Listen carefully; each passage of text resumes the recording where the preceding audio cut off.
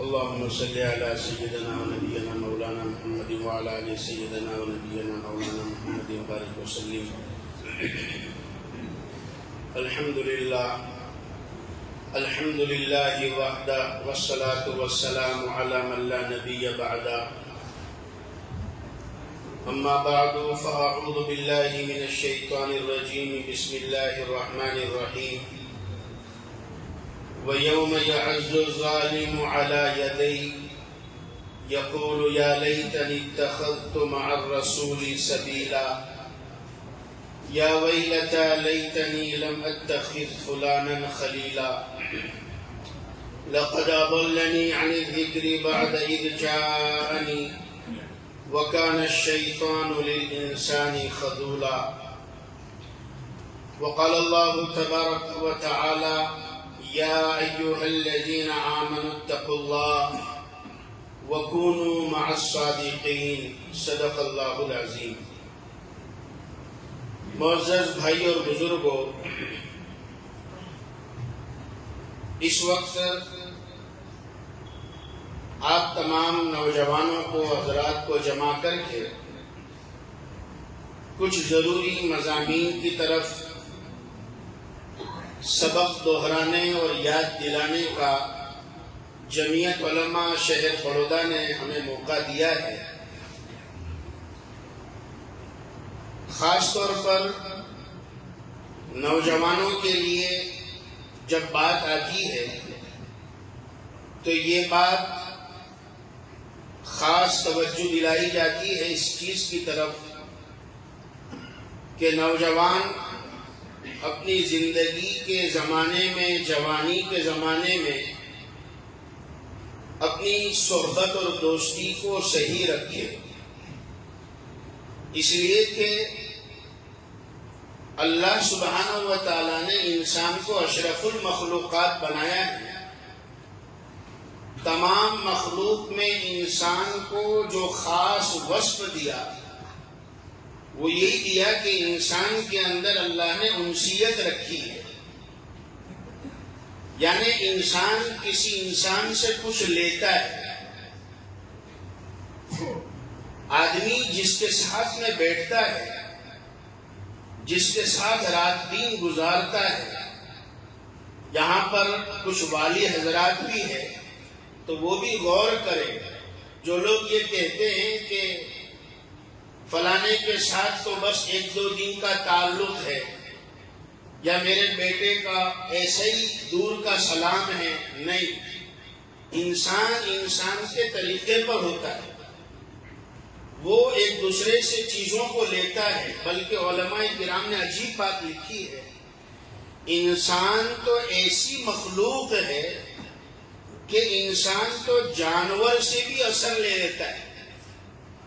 ایک جانور سے بھی اثر لیتا ہے. حدیث پاک میں ہے، میرے اور آپ کے آقا نے فرمایا ہے کہ بکریوں کے باندھنے کی جگہ پر نماز پڑھ سکتے ہیں، مگر اونٹوں کے باندھنے کی جگہ پر نماز مت پڑھو. وہاں پر محدثین حضرات نے یہی بات لکھی ہے کہ انسان جس جانور کے ساتھ رہتا ہے اس کا بھی اس میں اثر آتا ہے.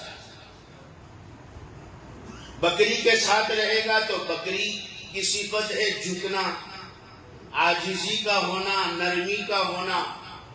ہمارے یہاں تو مثل مشہور ہے، جب کوئی کسی کو بنا کر چلا جاتا ہے تو کیا کہتے ہیں کہ اس کو بکرا بنا دیا، بلی کا بکرا بنایا کہتے ہیں.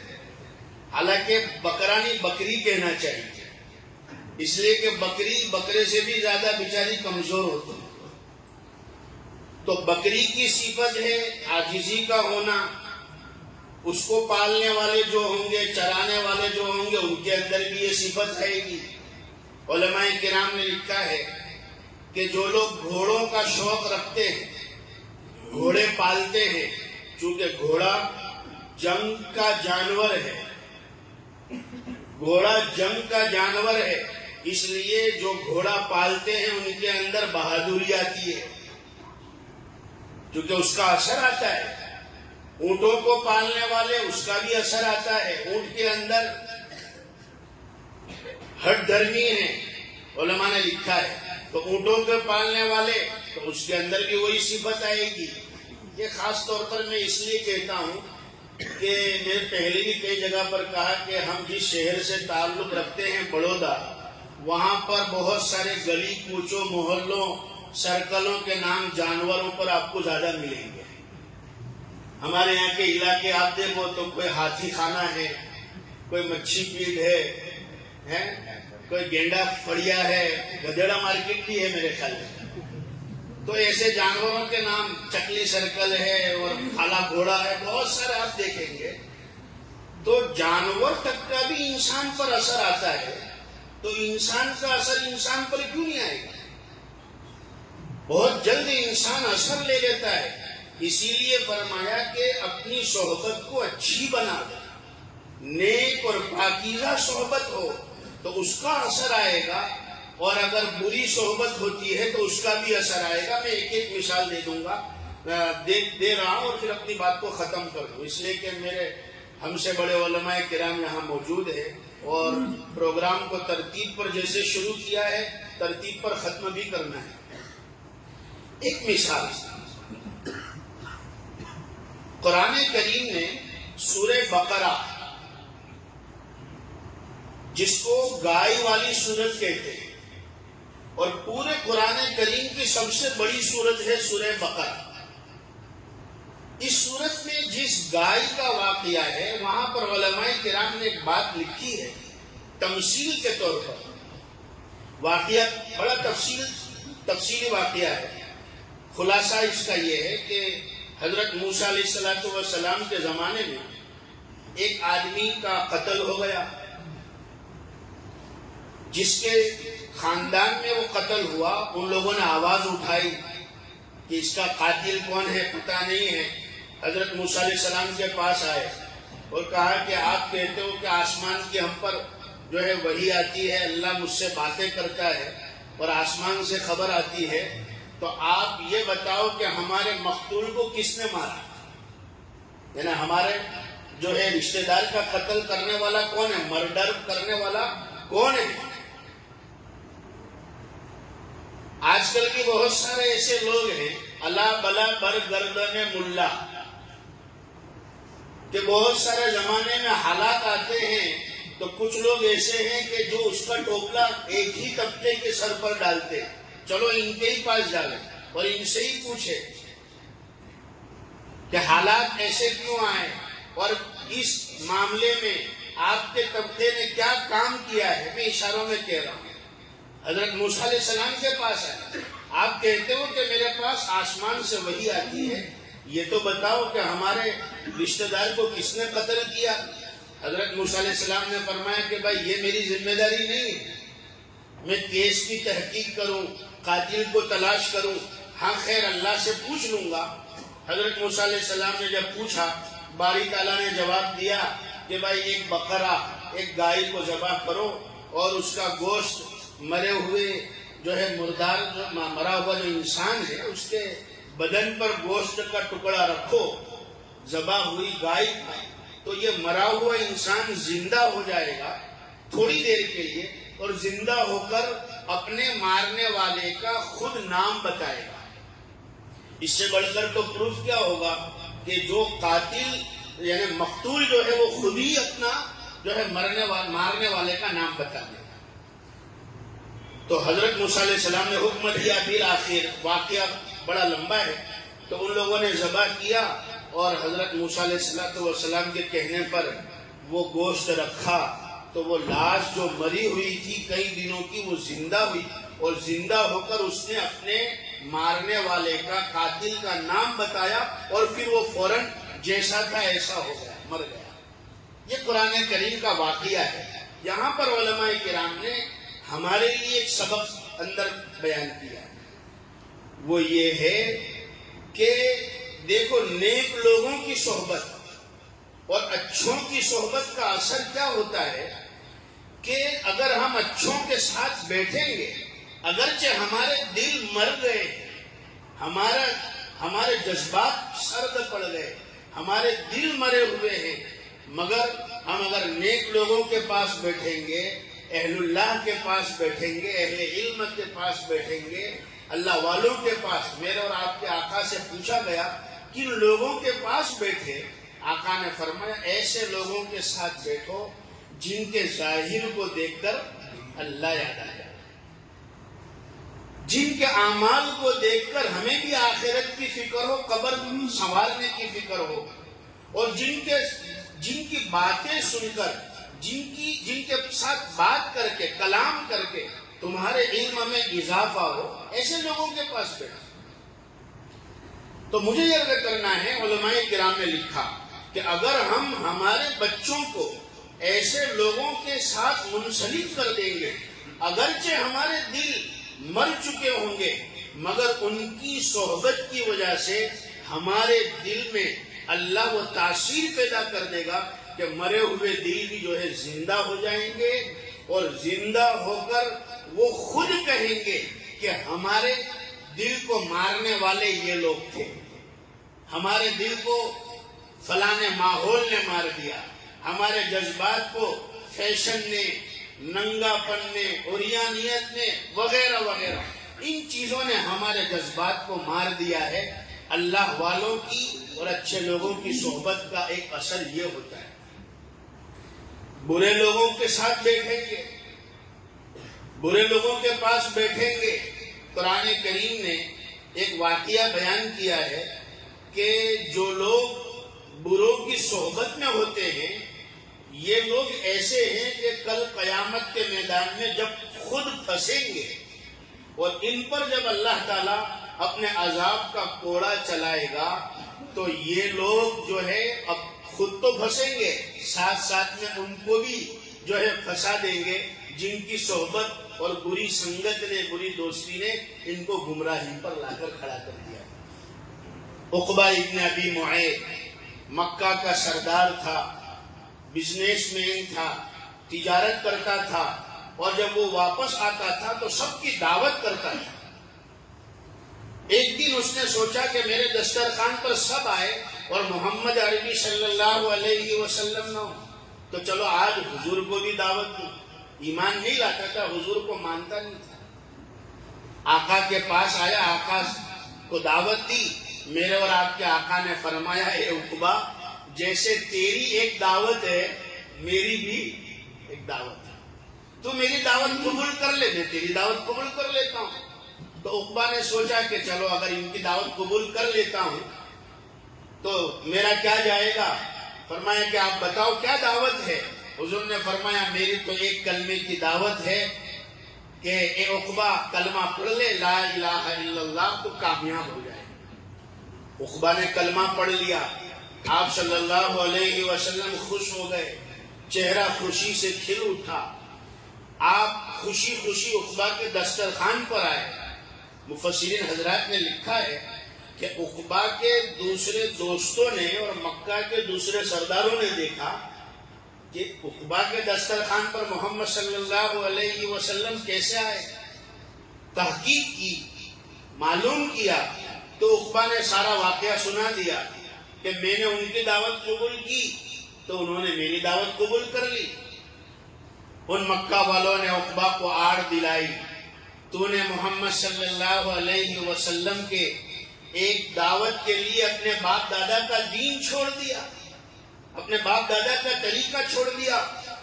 تو عقبہ نے پلٹی کھائی اور یہ کہا کہ آپ فکر مت کرو، میں نے کلمہ زبان سے پڑھا ہے، منہ سے پڑھا ہے، دل سے کلمہ نہیں پڑھا، آپ فکر مت کرو۔ مکہ کے مشرک بھی جانتے تھے کہ زبان سے کلمہ پڑھ لینا اور اس کے تقاضوں پر عمل نہ کرنا اس کا کوئی مطلب نہیں۔ خیر اس مکہ کے دوسرے سرداروں نے کہا تو اگر ہمیں پروف دے تبھی ہم تیری بات مانیں گے۔ عقبہ نے کہا کہ تمہیں کیا پروف چاہیے؟ تو انہوں نے کہا کہ تو ہمارے سامنے محمد صلی اللہ علیہ وسلم کو ایسا کچھ کر کے دکھا، ان کی شان میں ایسی کوئی گستاخی کر کہ جس سے ہمارے دل کو یقین آ جائے اور تسلی ہو جائے کہ واقعتاً تو نے ان کا کلمہ دل سے نہیں پڑھا ہے۔ عقبہ اٹھا، تفسیر میں لکھا ہے آقا کے سامنے گیا، اور ایسے نازیبا کلمات کہے کہ جس سے آقا کا دل زخمی ہو گیا اور آقا کی آنکھوں سے آنسو نکل پڑے اور آپ واپس تشریف لے آئے. وہ لوگ خوشی منا رہے تھے، اسی میں قرآن کریم کی یہ آیتیں نازل ہوئی. کل قیامت کے میدان میں یہ عقبہ کو ہم جب اس کا برا انجام دکھائیں گے تو یہ پلٹی کھائے گا اور کہے گا کہ کاش میں نے محمد صلی اللہ علیہ وسلم کا راستہ اپنا لیا ہوتا اور ان مکہ والوں کی دوستی میں نے ہاتھ نہ بڑھایا ہوتا. یا لیتنی اتخذت مع الرسول سبیلا یا ویلتا لیتنی لم اتخذ فلانا خلیلا. میں فلانے کو دوست ہی نہ بناتا. میرے بھائی اور بزرگوں، واقعات سنتے رہتے ہیں، بیان سنتے رہتے ہیں. میں اپنے نوجوان بچوں سے کہنا چاہتا ہوں، آپ جمعیت علماء شہر بڑودہ اور شہر بڑودہ کے ہمارے نوجوان علماء جو اس وقت یہ فکر کر رہے ہیں، اس فکر کی آپ قدر کریں. ہم آپ کی قدر کر رہے ہیں. ماشاءاللہ اتنا بڑا مجمع، اتنے بچے نوجوان جو ہماری دعوت پر اپنے کام کاج کو چھوڑ کر یہاں پر آ گئے. آج دنیا کس پروگرام میں ہوگی، کس ان کے پلاننگ ہوں گے. علماء کرام نے ایک بات لکھی، میں اپنی بات کو ختم کر دوں. 2 موقع ایسے ہیں جب اللہ تعالیٰ اجر اور ثواب کو بڑھا دیتا ہے. 2 موقع ایسے ہیں، ایک کو ہم جانتے ہیں، دوسرے کی طرف میں توجہ دلانا چاہتا ہوں. ایک موقع تو وہ ہے کہ بھائی بڑی رات ہو، لیلۃ القدر ہو، رمضان کا مہینہ ہے، شب جمعہ ہے یا شب برات ہے، رمضان کا مہینہ ہے اور بڑی رات ہے تو 1000 مہینوں سے بہتر رمضان کا جو ہے ایام ہے، ایک نفل فرض کے برابر، ایک فرض 70 فرضوں کے برابر. تو ایک تو ہمیں یہ معلوم ہے کہ جب فضیلت والے دن یا فضیلت والی راتیں ہوتی ہے اللہ اجر ثواب کو بڑھا دیتا ہے. مگر علماء کرام نے لکھا ہے دوسرا ایک موقع اجر و ثواب کے بڑھنے کا تب ہے جب پوری دنیا گناہ میں مبتلا ہو، پوری دنیا عیاشی میں ہو، ننگاپن میں ہو، فیشن میں ہو، اللہ کو ناراض کرنے والے کاموں میں ہو. اس وقت یہ نوجوان اللہ کے ذکر میں مشغول ہو، دعا میں مشغول ہو، سیکھنے سکھانے میں مشغول ہو، اللہ اس کے رسول کی باتوں میں مشغول ہو. پوری دنیا عیاشی میں ہے. تو فرمایا اس وقت جو نوجوان اللہ کی عبادت میں ہے، فرمایا اس کا ثواب بھی اللہ تعالیٰ بڑھا دیتے ہیں. اس وقت بھی نیٹ ورک پاورفل ہوتا ہے.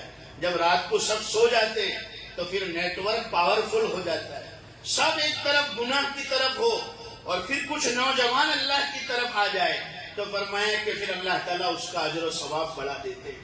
اور ہماری شریعت تو اتنی پیاری ہے کہ گناہوں کے دنوں اور راتوں میں فرمایا کہ اگر کوئی دعا نہیں بھی مانگ رہا ہے، کوئی ذکر نہیں بھی کرتا ہے، شب بیداری نہیں کر رہا ہے، صرف سو گیا، علماء نے لکھا ہے کہ اتنا بھی کر لے اصحاب کہف بن جا.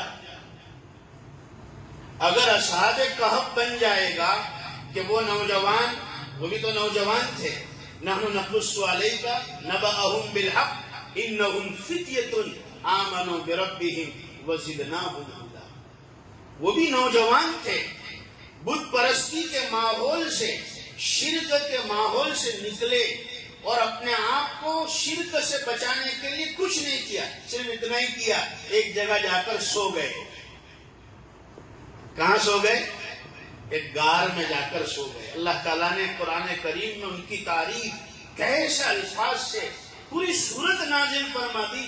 سورہ کہف اور آسمان اور زمین کے نظام کو اللہ نے بدل دیا. قرآن نے کہا جب وہ سو رہے تھے تو سورج روزانہ طلوع اور غروب ہوتا تھا، مگر جب اصحاب کہف کے اوپر سورج آتا تو وہ ٹرن لے لیتا تھا تاکہ ان کی نیند کے اندر خلل نہ پڑ جائے. وَتَرَى الشَّمْسَ إِذَا طَلَعَتْ تَزَاوَرُ عَنْ كَهْفِهِمْ ذات الیمین واذا غربت تقرضهم ذات الشمال وهم فی فجوۃ منہ. سورج رائٹ اور لیفٹ ہو جاتا تھا تاکہ ان کی نیند میں خلل نہ پڑے. کیوں؟ اس لیے کہ وہ اللہ کے نیک نوجوان، اللہ کے برگزیدہ بندے صرف اتنا کیا تھا کہ سو گئے. تو فرمایا ہماری شریعت تو اتنی پاکیزہ ہے، اتنی پیاری ہے، اگر گناہوں سے اپنے آپ کو بچا لے انسان، گناہوں کے اڈوں سے بچا لے، کچھ نہیں بھی کر رہا ہے، کم سے کم اپنے بستر پر آ کر سو جائے اور اصحاب کہف کا نمونہ پیش کر دے، اللہ تعالیٰ اس کو بھی اجر و ثواب سے محروم نہیں کرتے ہیں. اللہ تعالیٰ کہی سنی باتوں پر عمل کی توفیق عطا فرمائے. 7:10 تک کا ہمارا ٹائم تھا، اب انشاءاللہ آگے کا پروگرام چلے گا. اللہ تعالیٰ آپ کو، آپ کی جوانی کو قبول فرمائے. اللہ تعالیٰ آپ کو دین کا داعی بنائے، کعبہ کا حاجی، مسجد کا نمازی بنائے، خوب دین کا کام لے اللہ تعالیٰ ان نوجوانوں سے، اور اللہ تعالیٰ آپ کی نسلوں کے اندر دین کے داعی کو پیدا فرمائے. آمین. وآخر دعوانا